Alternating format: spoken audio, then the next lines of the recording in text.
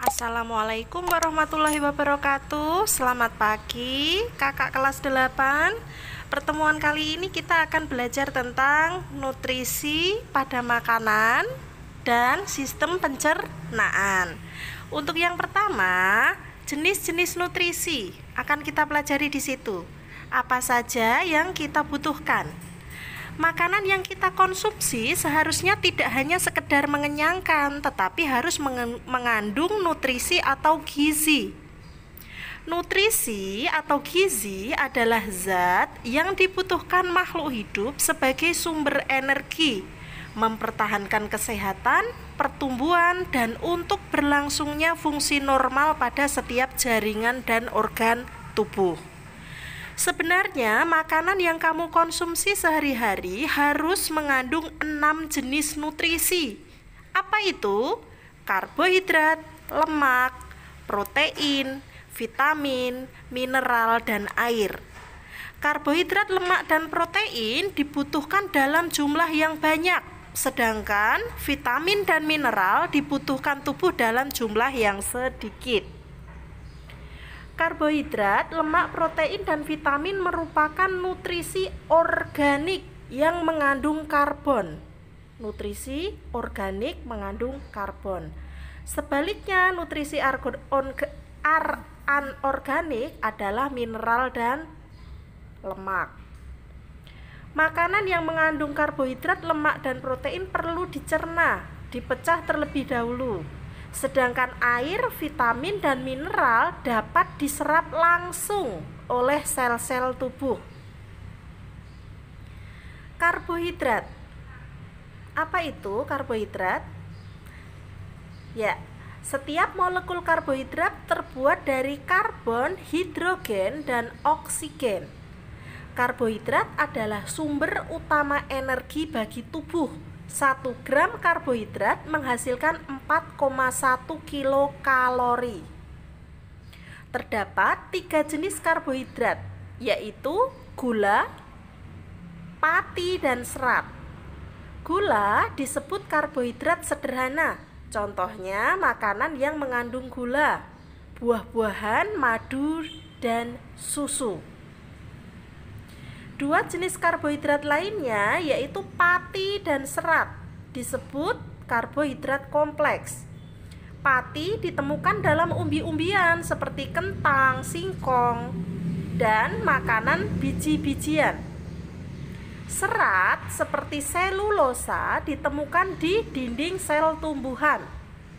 Makanan seperti roti gandum atau sereal kacang-kacangan, sayuran, dan buah-buahan merupakan sumber serat yang baik bagi tubuh. Serat tidak dapat dicerna oleh saluran pencernaan makanan manusia, sehingga dikeluarkan sebagai feses atau kotoran. Dengan demikian, serat bukan merupakan sumber energi bagi tubuh manusia. Konsumsi karbohidrat terlalu berlebihan dapat menyebabkan penyakit diabetes atau gula darah tinggi. Menurut WHO, 246 juta orang di dunia mengidap diabetes. Jumlah ini menunjukkan hampir 6% populasi dunia. Karena jumlahnya yang besar ini, maka diabetes disebut sebagai the silent epidemic. Penyebab utama peningkatan kejadian diabetes adalah gaya hidup tak sehat. Olahraga teratur dan pengaturan pola makan dapat mengurangi atau menunda timbulnya diabetes lebih dari 50%. Untuk mengetahui kadar gula seseorang, kita dapat menggunakan alat pengukur kadar gula. Seperti di gambar ya, Kak. Kadar gula darah normal berkisar antara 60 sampai 100 mg per desiliter saat kondisi tidak makan. Jika setelah makan, kadar maksimal itu 140 mg per desiliter. Lemak sekarang. Tadi karbohidrat udah, sekarang lemak. Lemak atau lipid diperlukan tubuh karena menyediakan energi sebesar 9,3 kilokalori per gram. melarutkan vitamin A, D, E, K, dan menyediakan asap lemak esensial bagi tubuh manusia. Selama proses pencernaan, lemak dipecah menjadi molekul yang lebih kecil, yaitu asam lemak dan gliserol. Lemak dibedakan menjadi dua, lemak jenuh dan lemak tak jenuh. Kelebihan energi dari makanan yang kamu makan akan diubah menjadi lemak dan disimpan untuk digunakan di lain waktu. Berdasarkan struktur kimianya dikenal lemak jenuh dan lemak tak jenuh. Lemak jenuh biasanya cair pada suhu kamar, lemak minyak nabati serta lemak yang ditemukan pada biji adalah lemak tak jenuh. Lemak jenuh biasanya padat pada suhu kamar, ditemukan dalam daging, susu, keju, minyak kelapa, dan minyak kelapa sawit. Lemak jenuh yang berlebih meningkatkan kolesterol darah yang menyebabkan penyakit jantung dan stroke. Sekarang protein. Protein dibutuhkan sebagai penghasil energi untuk pertumbuhan dan mengganti sel-sel tubuh yang rusak, pembuat enzim dan hormon, dan pembentuk antibodi atau kekebalan tubuh.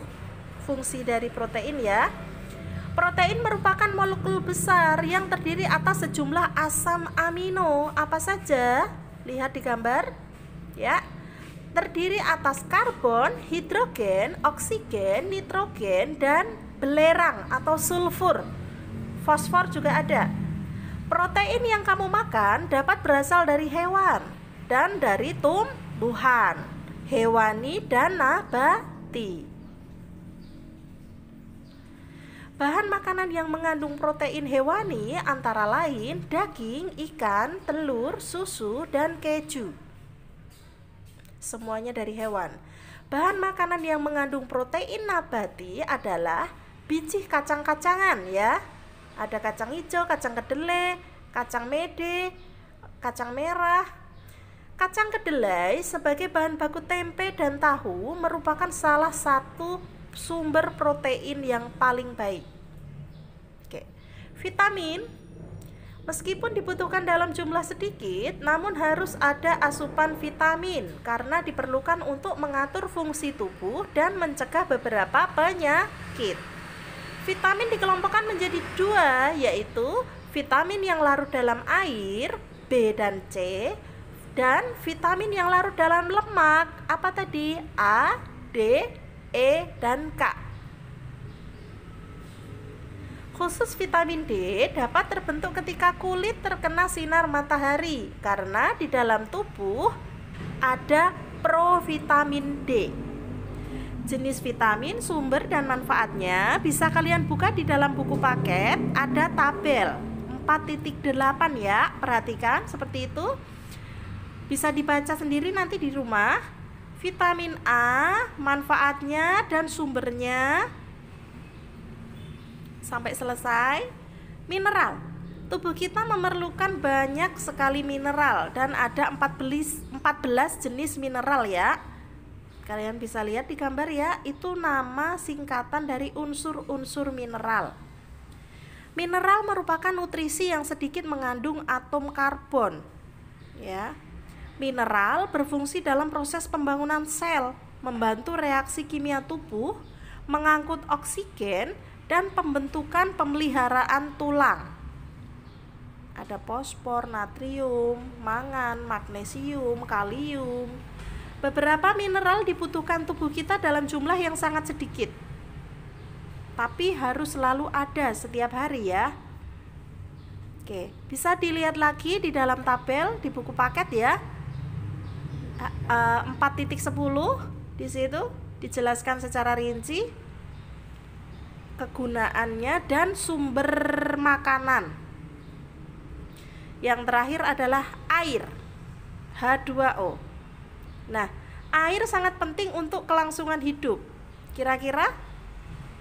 Nah, kita tentu bisa menahan lapar daripada menahan haus. Kira-kira kenapa?